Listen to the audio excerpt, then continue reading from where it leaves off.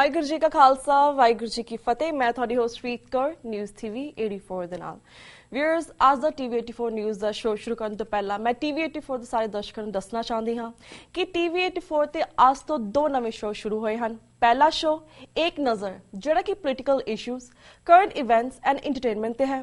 ਇਹ ਸ਼ੋ ਤੁਸੀਂ ਵੇਖ ਸਕਦੇ ਹੋ Monday to Friday 7:30 PM to 8 PM ਅਤੇ second 7 to 7:30 and second show is a live entertainment show Hangama with Harry Malhotra Monday to Friday 10 PM to 11 PM, so don't forget to watch these shows. So viewers, आज ਦਾ News TV 84 ਦਾ subject ਵੀ ਬਹੁਤ sensitive ਹੈ।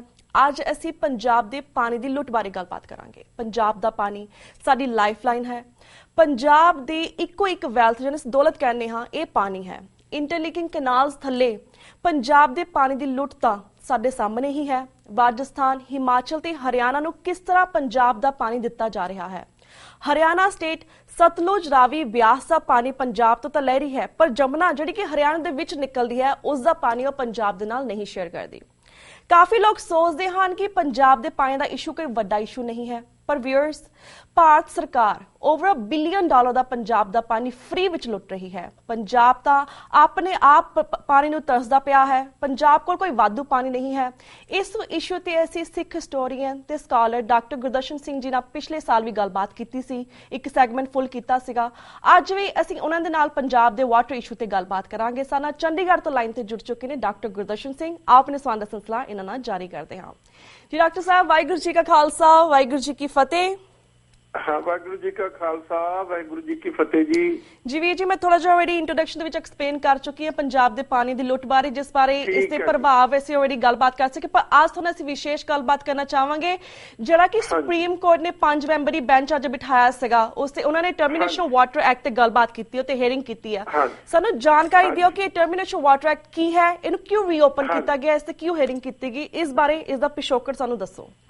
हाँ, देखो गल है बहुत ही serious मसला, बिल्कुल इस दियां बड़ियां डीपर रिपरकशंस है, बहुत ज्यादा इहदे घातक असर होने आ पंजाब दी इकोनॉमी दे उत्ते, पंजाब दे फ्यूचर दे उत्ते, पंजाब दी जिहड़ी सारी सोशल ते लाइफ लाइन ही है वो पानी है। किसी भी सूबे दी, किसी भी एरिए दी, किसी भी टैरेटरी दी दुनिया दे विच अज ਜਿਹੜਾ ਪਾਣੀ ਆ ਉਹ ਬਹੁਤ ਹੀ ਵੈਲਿਊਏਬਲ ਅਸੈਟ ਆ ਕਿਸੇ ਸੂਬੇ ਦਾ, ਕਿਸੇ ਏਰੀਏ ਦਾ, ਕਿਸੇ ਸਟੇਟ ਦਾ। ਬਿਲਕੁਲ। ਹੁਣ ਮੈਂ ਤੁਹਾਨੂੰ ਦੱਸਣਾ ਚਾਹੁੰਦਾ ਤੁਹਾਡੇ ਸਰੋਤਿਆਂ ਨੂੰ ਸਮਝਾਉਣ ਦੇ ਲਈ ਜੀ, ਦੁਨੀਆ ਦੇ ਵਿੱਚ ਸਿਰਫ 2-3 ਮੁਲਕ ਆ ਜਿਨ੍ਹਾਂ ਦੇ ਕੋਲ ਪਾਣੀ ਸਰਪਲਸ ਆ। ਕੈਨੇਡਾ ਦੇ ਕੋਲ ਪਾਣੀ ਸਰਪਲਸ ਆ, ਈਵਨ ਅਮਰੀਕਾ ਦੇ ਕੋਲ ਪਾਣੀ ਸਰਪਲਸ ਨਹੀਂ। ਅਮਰੀਕਾ ਦੇ ਕੋਲ ਜਿਹੜਾ ਪੋਰਟੇਬਲ ਵਾਟਰ, ਜਿਸ ਨੂੰ ਅਸੀਂ ਸਾਫ਼ ਪਾਣੀ ਕਹਿੰਦੇ ਆ, ਪੀਣ ਲਾਇਕ ਪਾਣੀ ਹੁੰਦਾ, ਇਰੀਗੇਸ਼ਨ ਦੇ ਪਰਪਸ ਲਈ यूज ਹੁੰਦਾ, ਉਹ ਪਾਣੀ ਇਹਨਾਂ ਕੋਲ ਘੱਟ ਆ ਆਪਣੀ ਜ਼ਰੂਰਤ ਦੇ ਮੁਤਾਬਕ। ਹਾਂਜੀ, ਅਮਰੀਕਾ ਨੇ ਕੈਨੇਡਾ ਤੋਂ ਪਾਣੀ ਮੰਗਿਆ ਸੀ ਕਿ ਸਾਨੂੰ ਤੁਸੀਂ ਪਾਣੀ ਸਰਪਲਸ ਪਾਣੀ ਥੋੜਾ ਬਹੁਤਾ ਦੇ ਦਿਓ ਦਰਿਆਵਾਂ ਦੇ ਰਾਹੀਂ ਜੀ। ਤਾਂ ਕੈਨੇਡਾ ਨੇ ਜਵਾਬ ਦਿੱਤਾ ਕਿ ਅਸੀਂ ਤੁਹਾਨੂੰ ਪਾਣੀ ਨਹੀਂ ਦੇ ਸਕਦੇ, ਅਸੀਂ ਤੁਹਾਨੂੰ ਲੰਬਰ ਦੇ ਸਕਦੇ ਹਾਂ, ਅਸੀਂ ਤੁਹਾਨੂੰ ਸੋਨਾ ਦੇ ਸਕਦੇ ਹਾਂ, ਅਸੀਂ ਤੁਹਾਨੂੰ ਪੈਟਰੋਲ ਦੇ ਸਕਦੇ ਹਾਂ, ਅਸੀਂ ਤੁਹਾਨੂੰ ਗੈਸ ਦੇ ਸਕਦੇ ਹਾਂ, ਅਸੀਂ ਤੁਹਾਨੂੰ ਚਾਂਦੀ ਦੇ ਸਕਦੇ ਹਾਂ, ਪਰ ਪਾਣੀ ਅਸੀਂ ਨਹੀਂ ਦੇਣਾ, ਕਿਉਂਕਿ ਪਾਣੀ ਇੱਕ ਬਹੁਤ ਵੈਲਿਊਏਬਲ ਐਸੈਟ ਆ ਕਿਸੇ ਵੀ ਸਟੇਟ ਦਾ। ਸੋ ਅੱਜ ਸਾਡੀ ਟ੍ਰੈਜੇਡੀ ਪੰਜਾਬ ਦੀ ਇਹ ਹੈ ਕਿ ਪੰਜਾਬ ਦੇ ਪਾਣੀਆਂ ਦੀ ਖੁੱਲਮ ਖੁੱਲੀ ਲੁੱਟ ਹੋ ਰਹੀ ਆ ਅੱਜ ਤੋਂ ਜੀ, ਤੇ ਸ਼ੁਰੂ ਤੋਂ ਹੀ ਇਸੇ ਤਰੀਕੇ ਨਾਲ ਹੋ ਰਹੀ ਆ। ਕੈਰੋਂ ਤੋਂ ਇਹ ਕੰਮ ਸ਼ੁਰੂ ਹੋਇਆ। ਅੱਜ ਪ੍ਰਕਾਸ਼ ਸਿੰਘ ਬਾਦਲ ਪੰਜਾਬ ਦਾ ਚੀਫ ਮਿਨਿਸਟਰ ਆ ਔਰ ਚੌਥੀ ਵਾਰੀ ਇਹ ਚੀਫ ਮਿਨਿਸਟਰ ਬਣਿਆ। ਇਸ ਬੰਦੇ ਬਹੁਤ ਗੁਨਾਹਗਾਰ ਆ। ਅੱਜ ਲੋਕਾਂ ਦੀ ਕਚਹਿਰੀ ਦੇ ਵਿੱਚ ਖੜਾ 1978 ਦੇ ਵਿੱਚ SYL ਪੁੱਟਣ ਲਈ ਇਸ ਪ੍ਰਕਾਸ਼ ਸਿੰਘ ਬਾਦਲ ਨੇ, ਇਹਦਾ ਦੋਸਤ ਸੀ ਚੌਧਰੀ ਦੇਵੀ ਲਾਲ, ਓਮ ਪ੍ਰਕਾਸ਼ ਚੌਟਾਲੇ ਦਾ ਫਾਦਰ, ਉਸ ਤੋਂ 2 ਕਰੋੜ ਰੁਪਈਆ ਲਿਆ ਸੀ ਵੀ ਆਫੀਸ਼ੀਅਲ ਤੌਰ ਦੇ ਉੱਤੇ ਵੀ ਅਸੀਂ SYL ਪੱਟ ਕੇ ਦੇਵਾਂਗੇ ਜੀ। ਔਰ ਉਸ ਦੇ ਇਵਜ਼ ਦੇ ਵਿੱਚ ਮੈਂ ਇੱਥੇ ਤੁਹਾਡੇ ਸਰੋਤਿਆਂ ਨੂੰ ਦੱਸਣਾ ਚਾਹੁੰਦਾ ਕਿ ਚੌਧਰੀ ਦੇਵੀ ਲਾਲ ਨੇ ਪ੍ਰਕਾਸ਼ ਸਿੰਘ ਬਾਦਲ ਨੂੰ ਬਹੁਤ ਵੱਡਮੁੱਲੀ ਜ਼ਮੀਨ ਦਿੱਤੀ ਆ ਗੁੜਗਾਉਂ ਦੇ ਵਿੱਚ, ਜਿਹਦੀ ਕੀਮਤ ਅਰਬਾਂ ਖਰਬਾਂ ਰੁਪਈਏ ਆ ਜੀ। ਤੋਂ ਅੱਜ ਦਾ ਇਹ ਮਸਲਾ ਜਿਹੜਾ ਹੈ ਬਹੁਤ ਗੰਭੀਰ ਮਸਲਾ, ਔਰ ਇਹਦੀਆਂ ਬਹੁਤ ਜ਼ਿਆਦਾ ਡੀਪਰ ਇਕਨੋਮਿਕ ਤੇ ਸੋਸ਼ਲ ਇੰਪਲੀਕੇਸ਼ਨਸ ਹੈਗੀਆਂ। ਤੁਹਾਡੇ ਤੁਸੀਂ ਬੜੇ ਸੁਹਿਰਦ ਤਰੀਕੇ ਨਾਲ ਆਪਣੇ ਸਰੋਤਿਆਂ ਨੂੰ ਇਸ ਲਈ ਸਾਵਧਾਨ ਕੀਤਾ ਹੈ। ਬਹੁਤ ਵਧੀਆ, ਬਹੁਤ ਅੱਛੀ ਗੱਲ ਕੀਤੀ ਆ। ਸਾਰੀ ਦੁਨੀਆ ਦੇ ਵਿੱਚ ਰਹਿੰਦੇ ਪੰਜਾਬੀ ਤੇ ਸਿੱਖ ਇੱਕ ਗੱਲ ਜਾਣ ਲੈਣ, ਜਿੱਦਣ SYL ਚੱਲ ਗਈ ਉਸ ਦਿਨ ਪੰਜਾਬ ਦਾ ਰਹਿੰਦਾ ਖੁੰਦਾ ਕੰਮ ਵੀ ਤਬਾਹ ਹੋ ਜਾਏਗਾ। ਬਿਲਕੁਲ ਪੰਜਾਬ ਦਾ ਆਲਰੇਡੀ ਤਬਾਹ ਹੋ ਚੁੱਕਿਆ ਹੈ। ਇੱਕ ਗੱਲ ਮੈਂ ਹੋਰ ਦੱਸਣੀ ਚਾਹੁੰਦਾ ਤੁਹਾਡੇ ਸਰੋਤਿਆਂ ਨੂੰ, ਜਿਸ ਰੇਸ਼ੋ ਨਾਲ ਪੰਜਾਬ ਦਾ ਪਾਣੀ ਬਾਹਰ ਜਾਂਦਾ ਉਸੇ ਰੇਸ਼ੋ ਨਾਲ ਪੰਜਾਬ ਦੀ ਪਨ ਬਿਜਲੀ ਹਾਈਡਲ ਪਾਵਰ ਜਿਹੜੀ ਪਾਣੀ ਤੋਂ ਪੈਦਾ ਹੁੰਦੀ ਬਿਜਲੀ ਆ ਉਹ ਵੀ ਉਸੇ ਰੇਸ਼ੋ ਦੇ ਨਾਲ ਦੂਜਿਆਂ ਸੂਬਿਆਂ ਵਿੱਚ ਜਾਂਦੀ ਆ। ਤੋ ਸਾਡਾ ਕੁਝ ਵੀ ਬਾਕੀ ਬਚਣ ਵਾਲਾ ਨਹੀਂ। ਪੰਜਾਬ ਦੇ ਵਿੱਚ ਰੋਜ਼ਾਨਾ 1, 2, 3 ਕਿਸਾਨ ਖੁਦਕੁਸ਼ੀ ਕਰਦੇ ਆ। ਐਗਰੀਕਲਚਰ ਟੋਟਲੀ ਕਲੈਪਸ ਹੋ ਚੁੱਕਿਆ ਕਿਉਂਕਿ ਪੰਜਾਬ ਦੇ ਧਰਤੀ ਦੇ ਹੇਠਾਂ ਵੀ ਪਾਣੀ ਨਹੀਂ ਹੈ ਔਰ ਧਰਤੀ ਦੇ ਜਿਹੜੇ ਦਰਿਆਵਾਂ ਦਾ ਉੱਪਰਲਾ ਪਾਣੀ ਆ ਉਹ ਰਾਜਸਥਾਨ, ਹਰਿਆਣਾ ਅਤੇ ਦਿੱਲੀ ਲੁੱਟ ਕੇ ਲੈ ਗਿਆ ਦਿੱਲੀ ਦੇ ਇਨਫਲੂਐਂਸ ਨਾਲ। ਇਹ ਅੱਜ ਦੀ ਗੱਲ ਨਹੀਂ ਹੈ, ਕਾਂਗਰਸ ਸਰਕਾਰ ਵੀ ਇਸੇ ਤਰੀਕੇ ਨਾਲ ਕਰਦੀ ਰਹੀ ਆ। ਔਰ ਸਾਡੇ ਜਿਹੜੇ ਚੀਫ ਮਿਨਿਸਟਰ ਚਾਹੇ ਪ੍ਰਤਾਪ ਸਿੰਘ ਕੈਰੋ, ਚਾਹੇ ਗਿਆਨੀ ਜ਼ੈਲ ਸਿੰਘ, ਚਾਹੇ ਦਰਬਾਰਾ ਸਿੰਘ, ਚਾਹੇ ਹੁਣ ਪ੍ਰਕਾਸ਼ ਸਿੰਘ ਬਾਦਲ ਆ, ਇਹ ਆਪਣੇ ਹੱਥੀਂ ਉਹ ਲੁਟਾਉਂਦੇ ਰਹੇ ਆ। ਔਰ ਅੱਜ ਦਾ ਜਿਹੜਾ ਮਸਲਾ ਹੈ ਬਹੁਤ ਹੀ ਵੱਡਾ ਮਸਲਾ। ਮੈਂ ਸਮਝਦਾ ਸਾਰੀ ਦੁਨੀਆ ਦੇ ਵਿੱਚ ਰਹਿ ਰਹੇ ਖਾਸ ਤੌਰ ਦੇ ਉੱਤੇ ਸਿੱਖਾਂ ਨੂੰ ਤੇ ਪੰਜਾਬੀਆਂ ਨੂੰ ਇਸ ਤੇ ਬੜੀ ਬੇਚੈਨੀ ਹੋਣੀ ਚਾਹੀਦੀ ਆ। ਔਰ ਇਹ ਸ਼ੁਰੂ ਹੁਣ ਤੋਂ ਨਹੀਂ, ਜਦੋਂ ਦੀ ਖੱਟਰ ਸਰਕਾਰ ਬਣੀ ਹੈ 2014 ਤੋਂ, ਉਦੋਂ ਤੋਂ ਉਹਨਾਂ ਨੇ ਇੱਕ ਚਲਾਕੀ ਸ਼ੁਰੂ ਕੀਤੀ ਬੜੀ ਸਟਲ ਕਿਸਮ ਦੀ ਕਿ ਕੋਈ ਵੀ ਹਰਿਆਣੇ ਦੇ ਵਿੱਚ ਇੱਕ ਸਰਸਵਤੀ ਰਿਵਰ ਸੀ ਜਿਹਦਾ ਕੋਈ ਵਜੂਦ ਨਹੀਂ ਹੈ, ਜਿਹਦਾ ਕੋਈ ਰੈਫਰੈਂਸ ਨਹੀਂ ਹੈ, ਬਟ ਇੱਕ ਉਸ ਦਾ ਰੈਫਰੈਂਸ ਹਿੰਦੂ ਵੇਦਾਂ ਤੇ ਹਿੰਦੂ ਸ਼ਾਸਤਰਾਂ ਦੇ ਵਿੱਚ ਆਉਂਦਾ। ਉਹਨਾਂ ਨੇ ਇਸ ਕਿਸਮ ਦਾ ਇੱਕ ਬਣਾ ਲਿਆ ਮਿਥ ਕਿ ਪੰਜਾਬ ਦੇ ਉਹ ਹਰਿਆਣੇ ਦੇ ਵਿੱਚੋਂ ਉਹ ਦਰਿਆ ਨਿਕਲ ਕੇ ਰਾਜਸਥਾਨ ਤੇ ਹਰਿਆਣੇ ਨੂੰ ਸਿੰਜਦਾ ਹੋਇਆ ਜਾਂਦਾ ਤਾਂ ਕਿ ਪੰਜਾਬ ਦੇ ਦਰਿਆਵਾਂ ਦੇ ਉੱਤੇ ਟੈਕਨੀਕਲ ਤੇ ਲੀਗਲ ਕਲੇਮ ਬਣਾਇਆ ਜਾਵੇ ਪਾਣੀ ਦਾ। ਤੋ ਉਹ ਤਾਂ ਸ਼ੁਰੂ ਤੋਂ ਤਿਆਰੀ ਕਰ ਰਹੇ ਆ। ਔਰ ਪਰੰਤੂ ਸਾਡਾ ਲੀਡਰ ਆ ਜਿਹੜਾ ਪ੍ਰਕਾਸ਼ ਸਿੰਘ ਬਾਦਲ ਉਹ ਇਸ ਦੇ ਉੱਤੇ ਸੁੱਤਾ ਪਿਆ ਔਰ ਬੜੀਆਂ ਡੀਂਗਾਂ ਮਾਰਦਾ ਸੀ। ਸੁਖਬੀਰ ਸਿੰਘ ਬਾਦਲ ਜਿਹੜਾ ਕਹਿੰਦਾ ਸੀ ਵੀ ਜਦੋਂ ਮੋਦੀ ਸਰਕਾਰ ਬਣ ਗਈ ਅਸੀਂ ਬੋਰੀਆਂ 'ਚ ਨਹੀਂ ਟਰੱਕਾਂ ਦੇ ਵਿੱਚ ਨੋਟ ਲੈ ਕੇ ਆਵਾਂਗੇ। ਉਹ ਬਿਲਕੁਲ ਉਹਨਾਂ ਦਾ ਸਾਰੀ ਚੀਜ਼ ਜਿਹੜੀ ਉਹ ਨੰਗੀ ਹੋ ਚੁੱਕੀ ਆ। ਲੇਕਿਨ ਹੁਣ ਸਭ ਤੋਂ ਅਖੀਰੀ ਜਿਹੜੀ ਉੱਥੋਂ ਲੁੱਟ ਲਾਉਣ ਦੀ ਬਜਾਏ ਪੰਜਾਬ ਨੂੰ ਪੱਕੇ ਤੌਰ ਦੇ ਉੱਤੇ ਇਕਨੋਮਿਕਲੀ, ਐਗਰੀਕਲਚਰਲੀ, ਸੋਸ਼ਲੀ ਖਤਮ ਕੀਤਾ ਜਾਏਗਾ। SYL ਜਦੋਂ ਪਾਣੀ ਉਹਨਾਂ ਨੇ ਚਲਾ ਦਿੱਤਾ ਔਰ ਖੁੱਲੇ ਤੌਰ ਦੇ ਉੱਤੇ ਉਸ ਨੇ ਜਿਹੜਾ ਸੋਲਿਸਿਟਰ ਜਨਰਲ ਆ ਰਣਜੀਤ ਕੁਮਾਰ ਹਿੰਦੁਸਤਾਨ ਦਾ ਸੈਂਟਰਲ ਗਵਰਨਮੈਂਟ ਦਾ, ਉਹਨੇ ਸੁਪਰੀਮ ਕੋਰਟ ਨੂੰ ਕਿਹਾ ਇਹ ਗੱਲ ਕਿ ਸੈਂਟਰ ਚਾਹੁੰਦਾ ਕਿ SYL ਬਣ ਜਾਵੇ। ਇਹ ਖੁੱਲੇ ਤੌਰ ਤੇ ਸਪਸ਼ਟ ਲਫ਼ਜ਼ਾਂ ਦੇ ਵਿੱਚ ਜਿਹੜਾ ਰਣਜੀਤ ਕੁਮਾਰ ਸੋਲਿਸਿਟਰ ਜਨਰਲ ਆ ਗਵਰਨਮੈਂਟ ਆਫ ਇੰਡੀਆ ਦਾ, ਉਸਨੇ ਸੁਪਰੀਮ ਕੋਰਟ ਦੇ ਫੁੱਲ ਬੈਂਚ ਨੂੰ 5 ਮੈਂਬਰਾਂ ਦਾ ਬੈਂਚ ਆ। ਔਰ ਮੈਂ ਇੱਥੇ ਖਾਸ ਤੌਰ ਦੇ ਉੱਤੇ ਦੱਸਣਾ ਚਾਹੁੰਦਾ ਤੁਹਾਡੇ ਸਰੋਤਿਆਂ ਨੂੰ, ਇੱਕ ਉੱਥੇ ਸਿੱਖ ਸੁਪਰੀਮ ਕੋਰਟ ਦਾ ਜੱਜ ਆ, ਉਸ ਨੂੰ 5 ਜਿਹੜਾ ਫੁੱਲ ਬੈਂਚ ਆ ਉਸ ਦੇ ਵਿੱਚ ਨਹੀਂ ਲਿਆ ਗਿਆ, ਉਸ ਨੂੰ ਬਾਹਰ ਰੱਖਿਆ ਗਿਆ। ਇਹ ਸਾਰੀ ਜਿਹੜੀ ਸਾਜ਼ਿਸ਼ ਆ ਹਰ ਪਹਿਲੂ ਦੇ ਉੱਤੋਂ, ਹਰ ਆਸਪੈਕਟ ਦੇ ਉੱਤੋਂ ਨੰਗੀ ਹੋ ਰਹੀ ਆ ਔਰ ਪੰਜਾਬ ਨੂੰ ਤਬਾਹ ਕਰਨ ਦਾ ਉਹਨਾਂ ਨੇ ਆਪਣਾ ਨਿਸ਼ਚਾ ਕੀਤਾ ਹੋਇਆ, ਖਾਸ ਤੌਰ ਦੇ ਉੱਤੇ ਮੋਦੀ ਨੇ।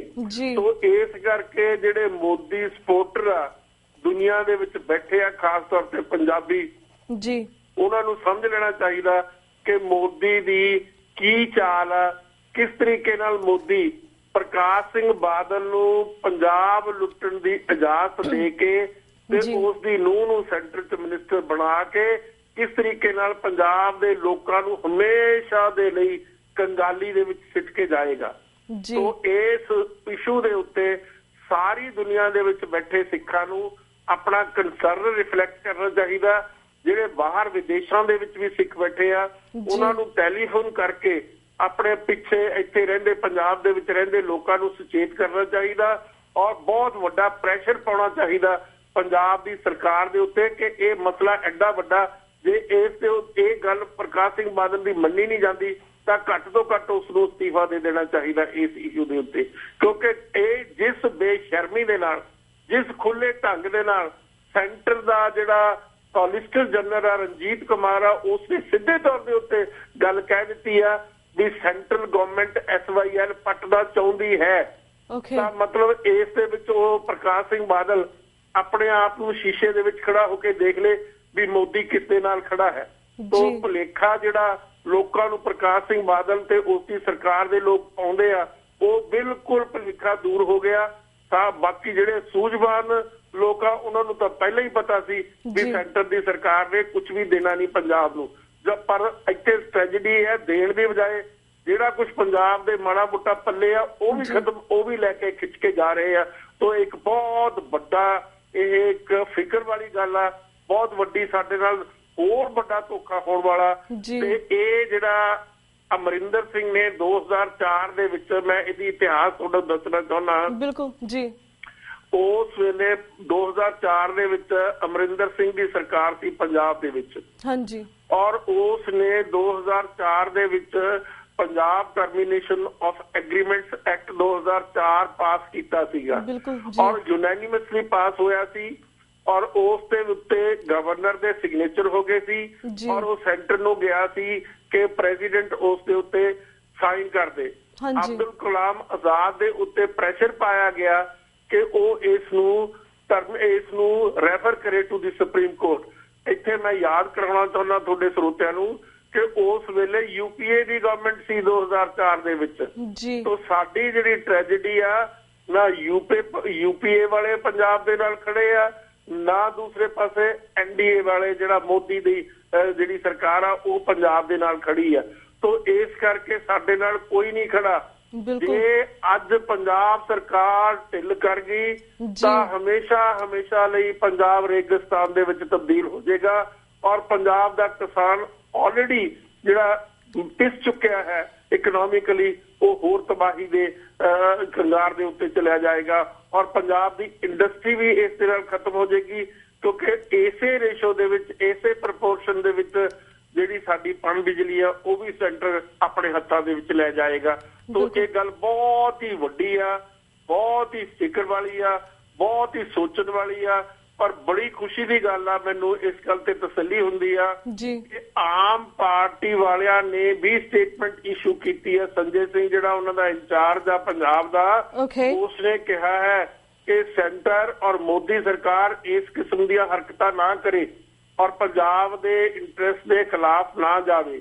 ਔਰ ਕਾਂਗਰਸ ਵਾਲਿਆਂ ਨੇ ਹੁਣ ਤਾਂ ਸਟੇਟਮੈਂਟ ਦਿੱਤੀ ਆ ਅਮਰਿੰਦਰ ਸਿੰਘ ਨੇ ਕਿ ਇਸ ਆਦਮੀ ਨੂੰ ਖੁੱਲ ਕੇ ਸਟੈਂਡ ਲੈਣਾ ਚਾਹੀਦਾ, ਕਿਉਂਕਿ 2 ਦਿਨ ਹੋ ਗਏ ਇਹਨੇ ਚੁੱਪੀ ਸਾਧੀ ਹੈ।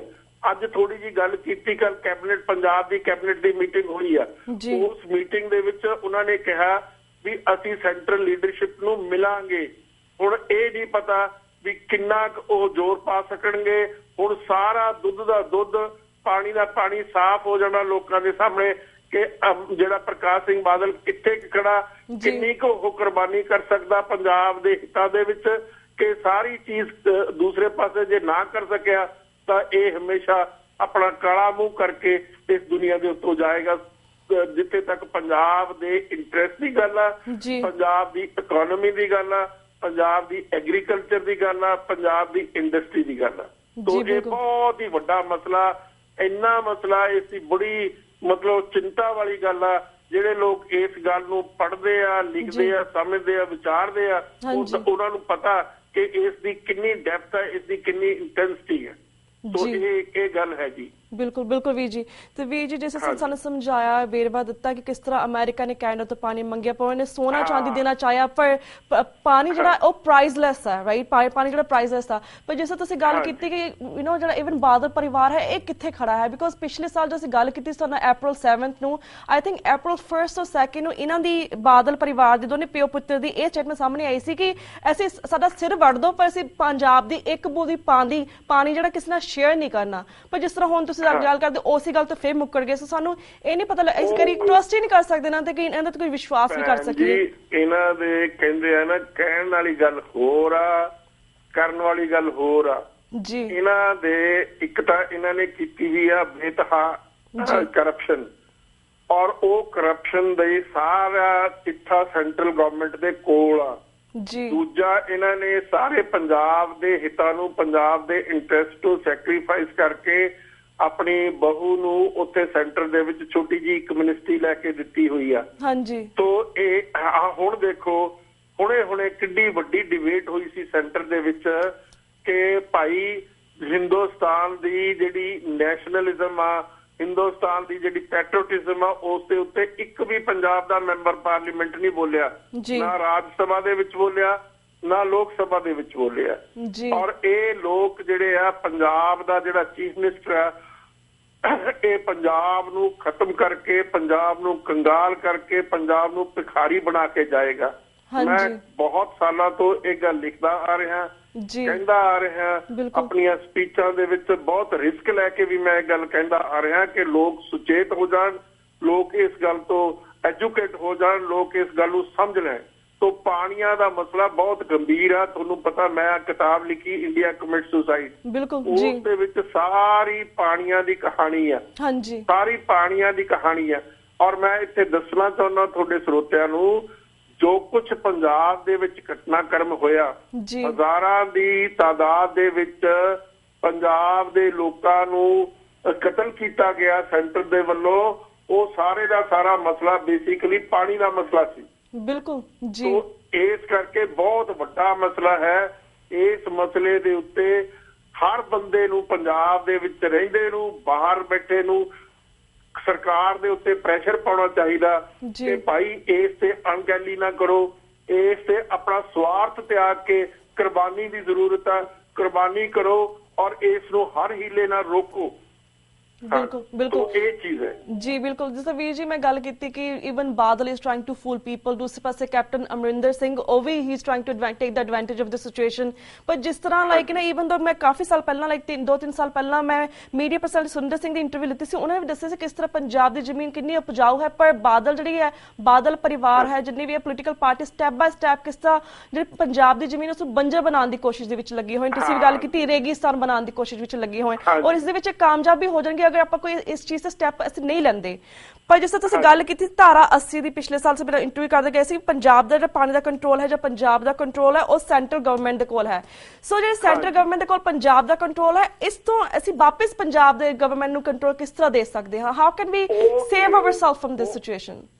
ਉਹ ਇੱਥੇ ਦੇਖੋ, 3 ਰੀਆਰਗੇਨਾਈਜੇਸ਼ਨ ਜਿਹੜਾ ਐਕਟ ਆ ਪੰਜਾਬ ਦਾ ਜੀ, ਉਸ ਦੇ ਵਿੱਚ 3 ਕਲੌਜ਼ਸ ਪਾਈਆਂ ਵੀਆਂ, 76, 79 ਤੇ 80। ਹਾਂਜੀ। ਜਿਹੜੀ 76 ਕਲੌਜ਼ ਆ, ਉਸ ਦੇ ਵਿੱਚ ਪੰਜਾਬ ਦੇ ਰਿਵਰਸ ਦੀ ਜਿਹੜੀ ਡਿਸਟ੍ਰੀਬਿਊਸ਼ਨ ਆ ਉਹ ਸੈਂਟਰ ਦੇ ਹੱਥ ਦੇ ਵਿੱਚ ਆ। ਓਕੇ। ਜਿਹੜਾ 79 ਆ, ਡਿਵੈਲਪਮੈਂਟ ਆਫ ਰਿਵਰ ਆ, ਜੇ ਤੁਸੀਂ ਕੈਨਾਲ ਕੱਢਣੀ ਆ ਤਾਂ ਪੰਜਾਬ ਨੂੰ, ਸੈਂਟਰ ਨੂੰ ਪੁੱਛਣਾ ਪਊਗਾ। 80 ਜਿਹੜੀ ਕਲੌਜ਼ ਆ ਉਹ ਕੰਟਰੋਲ ਆਫ ਹੈਡਵਰਕਸ ਦੀ ਆ।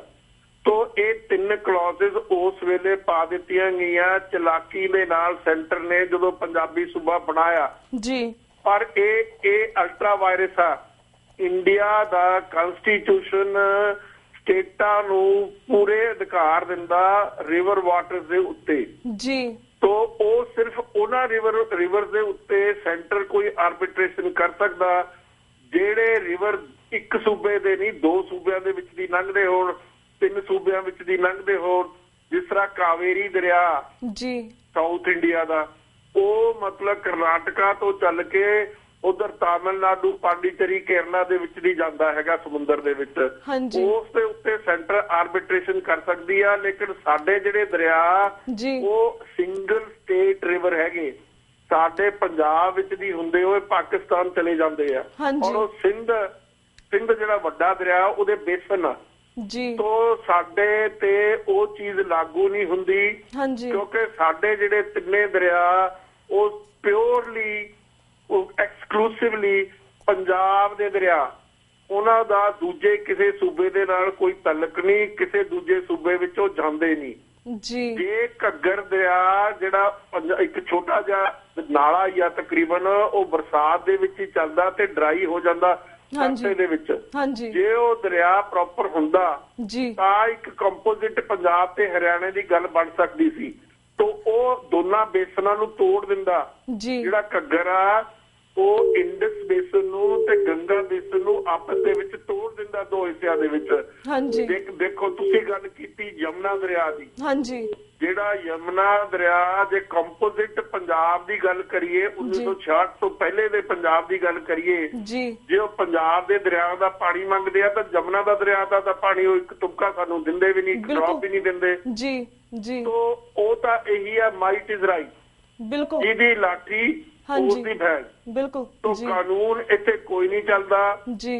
ਪੰਜਾਬ ਦੇ ਨਾਲ ਜਿਹੜੇ ਵਿਤਕਰੇ ਆ ਉਹ ਸ਼ੁਰੂ ਤੋਂ ਹੁੰਦੇ ਆਏ ਆ ਔਰ ਚੱਲ ਰਹੇ ਆ ਔਰ ਚੱਲਣਗੇ ਜੇ ਸਾਡੇ ਕੋਲ ਸੁਚੇਤ ਲੀਡਰਸ਼ਿਪ ਨਹੀਂ ਹੋਏਗੀ। ਤੋਂ ਅੱਜ ਦੀ ਜਿਹੜੀ ਪੰਜਾਬ ਦੀ ਲੀਡਰਸ਼ਿਪ ਆ ਉਹ ਇੱਕ ਇਮਤਿਹਾਨ ਦੀ ਘੜੀ ਤੇ ਹੁਣ ਆ ਕੇ ਖੜੀ ਹੋ ਗਈ ਆ। ਇਹ ਬਹੁਤ ਵੱਡਾ ਮਸਲਾ ਜੀ, ਬਹੁਤ ਸੀਰੀਅਸ ਮਸਲਾ, ਪੰਜਾਬ ਦੇ ਫਿਊਚਰ ਦਾ ਮਸਲਾ, ਪੰਜਾਬ ਦੀ ਇਕਨੋਮੀ ਦਾ ਮਸਲਾ, ਪੰਜਾਬ ਦੇ ਐਗਜ਼ਿਸਟੈਂਸ ਦਾ ਮਸਲਾ। ਇਸ ਮਸਲੇ ਤੇ ਸਾਰੀ ਦੁਨੀਆ ਦੇ ਪੰਜਾਬ ਦੇ ਲੋਕਾਂ ਨੂੰ ਸੁਚੇਤ ਹੋਣ ਦੀ ਜ਼ਰੂਰਤ ਹੈ। ਬਿਲਕੁਲ ਬਿਲकुल ਵੀਰ ਜੀ, as I said in the beginning it's a very sensitive issue. Thank you so much ਕਿ ਤੁਸੀਂ ਇਸ ਦੇ ਉੱਪਰ ਵੇਰਵੇ ਸਹਿ ਜਿਹੜੀ ਜਾਣਕਾਰੀ ਸੀ ਇਸ ਐਕਟ 2004 ਦੀ ਇਸ ਬਾਰੇ ਵੀ ਸਾਨੂੰ ਜਾਣਕਾਰੀ ਦਿੱਤੀ। ਓਵਰਆਲ ਜਿਹੜੇ ਸਾਡੇ ਕੁਐਸਚਨ ਸੀਗੇ, ਆਈ ਨੋ ਕਿ ਇਹ ਸਿਚੁਏਸ਼ਨ ਜਿਹੜੀ ਹੈਗੀ ਆ ਕਾਫੀ ਵੱਡੀ ਹੈਗੀ, ਇਸ ਤੇ ਸਾਨੂੰ ਹੋਰ ਵੀ ਸੈਗਮੈਂਟ ਕਰਨੇ ਚਾਹੀਦੇ ਪਰ ਅੱਜ ਟਾਈਮ ਇੰਨੀ ਲਿਮਿਟ ਨਹੀਂ ਦੇ ਸਕਦਾ। ਸੋ ਅੱਜ ਸਾਡੇ ਕੋਲ ਅਸੀਂ ਇੱਥੇ ਇਜਾਜ਼ਤ ਲੈਣੇ, ਆਉਣ ਵਾਲੇ ਦਿਨਾਂ ਦੇ ਵਿੱਚ ਤੁਹਾਨੂੰ ਹੋਰ ਵੀ ਇਸ ਤੇ ਸੈਗਮੈਂਟ ਕਰਾਂਗੇ। Thank you so much for your time. Waheguru ji ਕਾ ਖਾਲਸਾ, ਵਾਹਿਗੁਰੂ ਜੀ ਕੀ ਫਤਿਹ। So viewers, don't forget to watch live entertainment show 10 p.m. to 11 p.m. Hangama with Harry, with your host Harry Malhotra de naal. So stay tuned with TV 84. मैं ਤੁਹਾਡੇ ਕੋਲ ਇੱਥੇ ਇਜਾਜ਼ਤ ਲੈਣੀ ਆ। ਵਾਹਿਗੁਰੂ ਜੀ ਕਾ ਖਾਲਸਾ, ਵਾਹਿਗੁਰੂ ਜੀ ਕੀ ਫਤਿਹ।